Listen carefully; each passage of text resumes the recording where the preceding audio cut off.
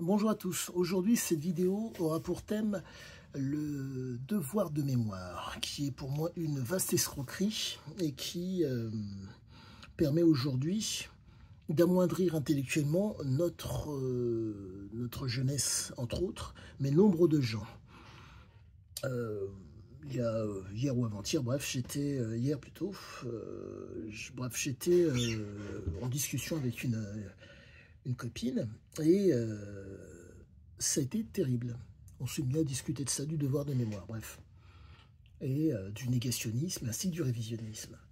Et force est de constater que on utilise aujourd'hui cet élément qui normalement devrait permettre, qu'est le révisionnisme, qui devrait permettre normalement d'étudier les faits, d'étudier la réalité, d'aller sur place pour voir ce qu'il en est, l'histoire en allant voir sur place ou dans les archives, et la géographie. Et force est de constater qu'aujourd'hui, le devoir de mémoire est utilisé pour amoindrir intellectuellement notre populace et faire en sorte que des déviants puissent continuer à gouverner comme si de rien n'était. La raison pour laquelle je vous dis cela est la suivante. Vous avez une mémoire, j'en ai une. Elle est susceptible d'être défaillante ou elle peut être partisane. Mais les faits et la réalité et la géographie et l'histoire sont entre guillemets factuels.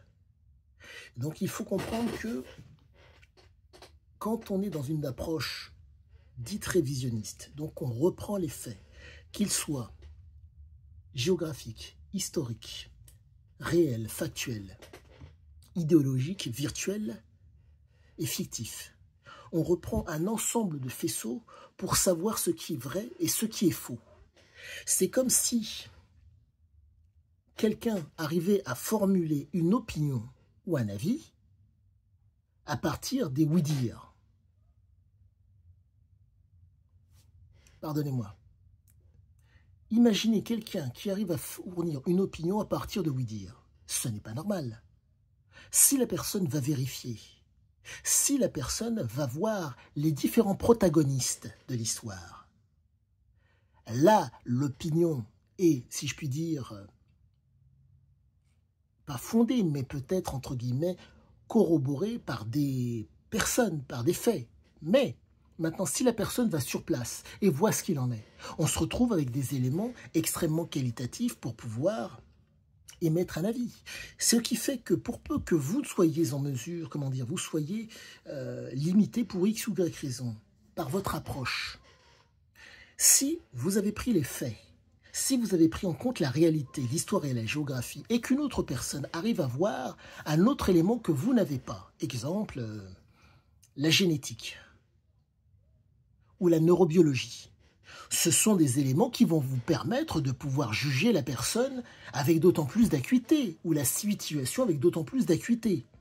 Car les éléments biologiques ou les éléments génétiques, qui peut-être ne sont pas pris en compte par cette personne, ou parce qu'à cette période il y avait des éléments qu'on ne pouvait pas prendre, ces éléments font la différence. Je prends l'exemple, pardonnez-moi, de l'affaire du petit Grégory, un gamin qui a été attaché et qu'on a retrouvé mort dans un lac, proche d'un lac. Un corbeau envoyait des lettres. Et aujourd'hui, on est en mesure génétiquement de savoir qui a envoyé les lettres. Et on a pu savoir, soi-disant. Donc ce que j'essaie de bien me faire comprendre, c'est que le devoir de mémoire est une tartufferie. C'est une saloperie pour amoindrir, dans mon pays en tout cas, les Français et faire en sorte que nous soyons, si possible, soumis ou exploitables. Trois types de personnes se présentent généralement autour de vous. Les prédateurs, les exploiteurs et les exploités. Quand vous proposez par un décret quelque chose, une loi contre le révisionnisme, donc en un mot, contre le fait de pouvoir,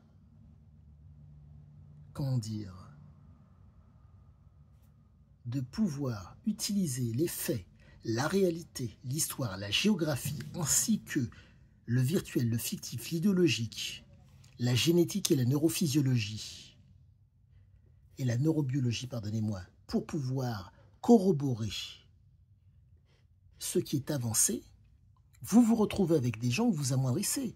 Vous vous retrouvez donc avec des gens pour qui l'ignorance, le doute et la croyance sont les maîtres mots. Autre élément pour vous montrer à quel point cette approche dégueulasse a été faite volontairement pour nous amoindrir, petites gens français, mais aussi les gens de la caste dite supérieure. Aujourd'hui, on a un problème en termes d'industrie en France, et si je puis dire, en termes de raisonnement, voire même de science. Je donne cet exemple parmi tant d'autres, l'exemple des éoliennes. Des gens ont trouvé normal de mettre à contribution des ingénieurs qui peuvent nous permettre de nous inscrire sur 50 ans avec une énergie qui s'appelle le nucléaire. Ils ont mis à contribution, j'espère que ce sont des ingénieurs français, sur une chose qui s'appelle l'éolien.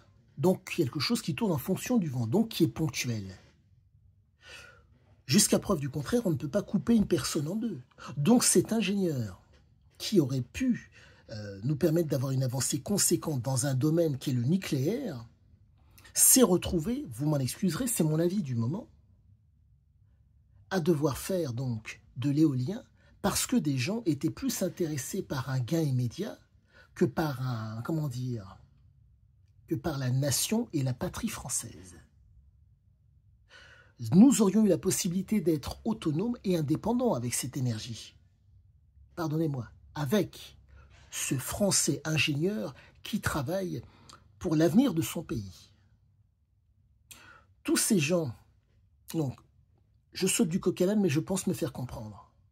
Quand je vous propose de faire appel à votre mémoire, ce n'est pas un problème, mais lorsque j'écris noir sur blanc l'histoire que vous êtes en mesure de relire et donc de corroborer ou voire d'affirmer en allant sur place,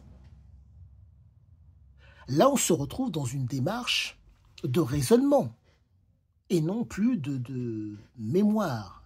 Votre mémoire peut être vacillante, la mienne aussi, ou partisane.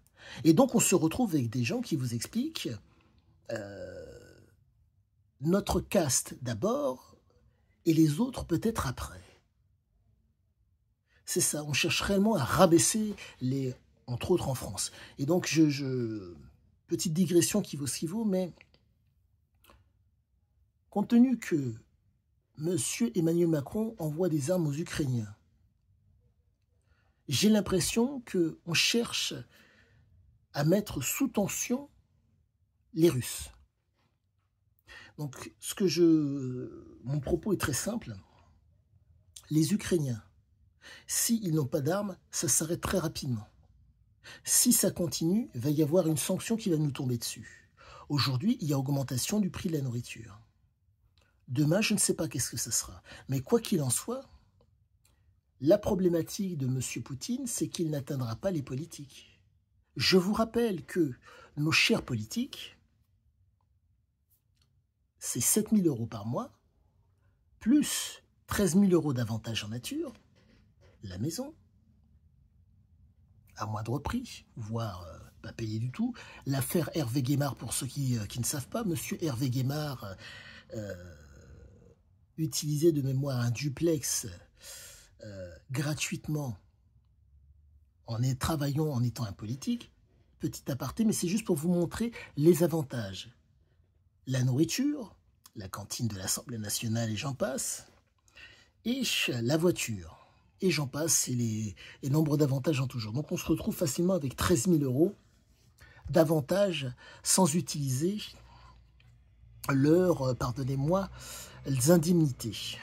Donc mon objectif n'est pas d'être dans le mépris, mais de vous faire comprendre que le devoir de mémoire,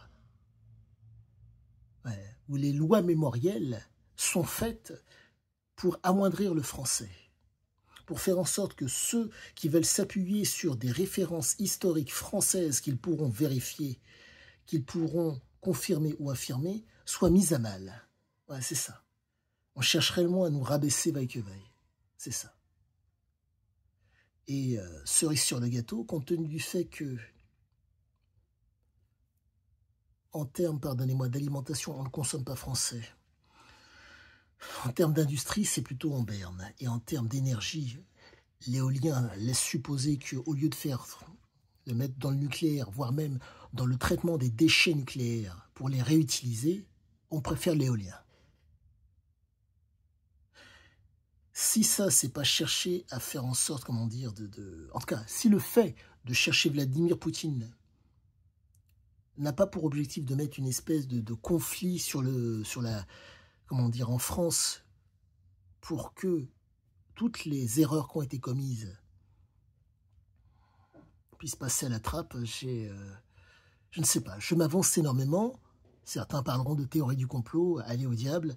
Moi, la seule chose que je vois, c'est que, j'en reviens à ce que je vous disais, entre l'histoire, la géographie, les faits, la réalité,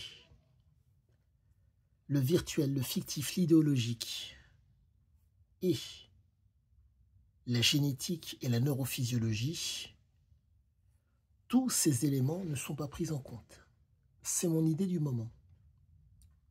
Parce qu'il n'est pas normal qu'aujourd'hui, je prends l'exemple de McKinsey, donc cabinet d'avocats américain, qui s'est occupé du Covid. On est en France, Énarque, Polytechnique, Ponts et Chaussées, Cour des comptes et j'en passe. Nous avons des hommes qui n'ont pas été en mesure de s'occuper de la France, mais des Américains ont été en mesure de s'occuper de la gestion du Covid en France. Pardonnez-moi, un petit aparté, mais bon. Voilà, c'est fini pour aujourd'hui. Très bonne fin de journée. À bientôt.